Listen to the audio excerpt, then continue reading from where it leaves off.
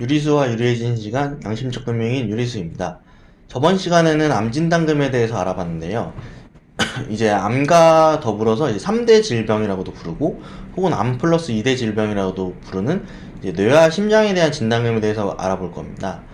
뇌랑 심장은 요즘 어떻게 보면 제일 보험 중에서도 핫한 이슈라고도 할 수 있는데요. 뇌는 3가지 정도의 범위가 있고, 심장은 2가지 정도의 범위가 있습니다.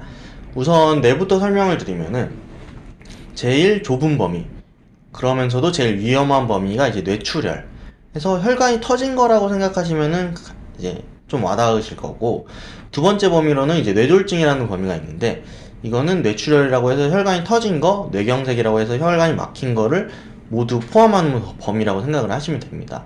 그래서 옛날 어르신들 말로는 뭐 요런 게 이제 뇌졸중에 들어가는 범위고, 이제 마지막으로 이제 뇌혈관 질환이라고 해서 제일 넓은 범위, 뭐 2가지 외에 뭐 기타 다른 이제 뇌 관련된 모든 질병들을 포함한다고 보시면 됩니다.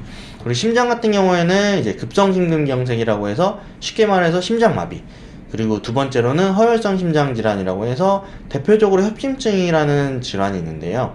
협심증이 심장혈관이 한 5-60% 막힌 거라면은 급성심근경색은 한 8-90%라고 막힌 걸로 보시면 됩니다. 그래서 이제 3가지와 2가지가 범위가 있는데, 이제 보험은 확률 싸움이다 보니까 범위가 넓어지면 넓어질수록 당연히 가격은 비싸지고, 좁으면 좁을수록 당연히 가격은 싸지게 됩니다. 근데 뇌와 심장에 대해서 조금 특이한 점은, 범위가 넓은 거는 비싼데 어떻게 보면은 실질적으로 보험금이 많이 필요하진 않습니다. 근데 범위가 좁은 이제 뇌출혈이나 급성심근 같은 경우에는 오히려 보험금이 많이 필요하죠.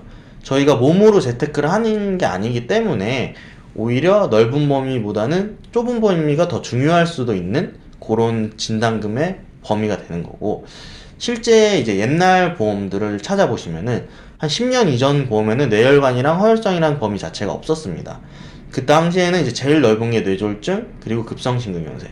아무래도 보험이 사망을 베이스로 만들어진 상품이다 보니까 실제 사망 혹은 이제 사람의 치명적인 부분에 대해서 보장을 하나둘 늘려나가다 보니까 이제 출혈이랑 급성심근경색 위주로 구성이 되었던 거죠.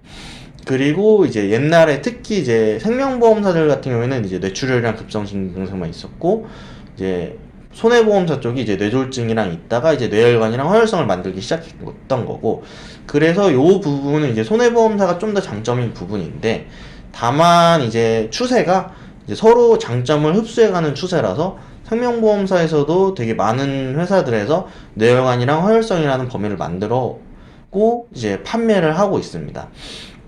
그래서 이제 저희가 준비를 할 때 단순히 넓은 범위인 뇌혈관에 뭐 올인한다거나 허혈성에 뭐 다 몰아넣는다거나 요런 거는 조금 올바르다는 표현이 좀 뭐 맞을지 안 맞을지 모르겠지만, 어떻게 보면 적절하지 않을 수 있는 설계가 될 수 있습니다.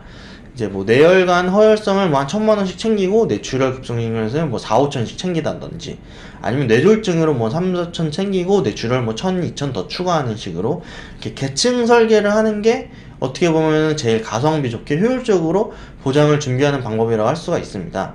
실제 이제 5년 전에는 이제 뇌혈관 허혈성이 없었는데 이제 점점 얘네가 부각을 드러내게 된 이유도, 어떻게 보면은 좀 안 좋게 얘기하면은 이제 보험사의 상술이라고 볼 수 있는데요. 저희가 핸드폰을 살 때도 어떻게 보면 기능은 다 똑같은데 이제 카메라가 좀 더 좋아진다거나 속도가 좀 더 빨라진다거나 요런 거를 내세워서 팔듯이, 이제 보험사에서도 보험을 많이 팔아야 되니까 새로운 범위인 뇌혈관이랑 허혈성을 만들었기 때문에 이제 기존 가입하셨던 분들도 이런 게 없겠죠. 그래서 이런 걸 좀 더 부각을 해서 이제 마케팅을 하기 시작한 거죠.